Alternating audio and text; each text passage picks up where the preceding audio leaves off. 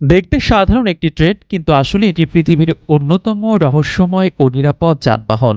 হ্যাঁ, এটি উত্তর কোরিয়ার শাসক কিম জং উনের বিশেষ ট্রেন। উত্তর কোরিয়ার রাষ্ট্রীয় গণমাধ্যম এটিকে সাধারণভাবে সাঁচোয়া বিশেষ ট্রেন বলে উল্লেখ করে।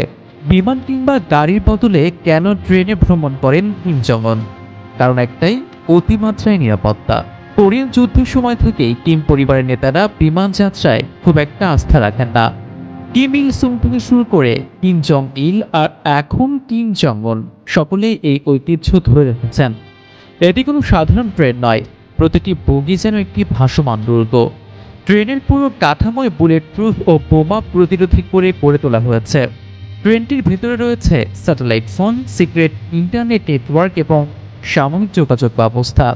বিলাসবহুল ডাইনিং কার, ব্যক্তিগত অফিস, কনফারেন্স রুম, এমনকি বিনোদনের জন্য বিশেষ কামরা রয়েছে।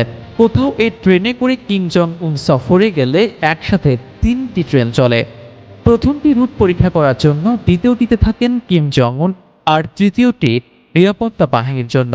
ট্রেনটি খুব দ্রুতগামী নয়, সর্বোচ্চ গতি ঘন্টায় প্রায় 7 কিলোমিটার।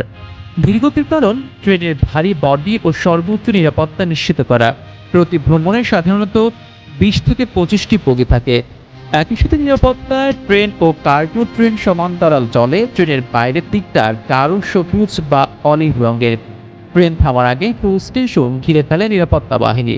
আশেপাশের সমস্ত এলাকার সামরিক নিয়ন্ত্রণ আনা হয়। গোপনীয়তার আড়ালে ভ্রমণ করলেও এই ট্রেনে আছে সব রকম বিলাসিতা।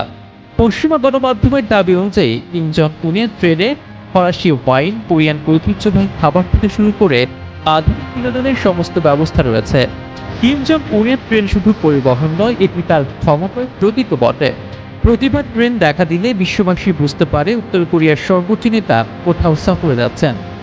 রহস্য, নিরাপত্তা আর বিলাসিতা তিন মিলিয়ে কিম জং উনের বিশেষ ট্রেন হয়ে উঠেছে বিশ্বের সবচেয়ে আলোচিত এক ভ্রমণ যান।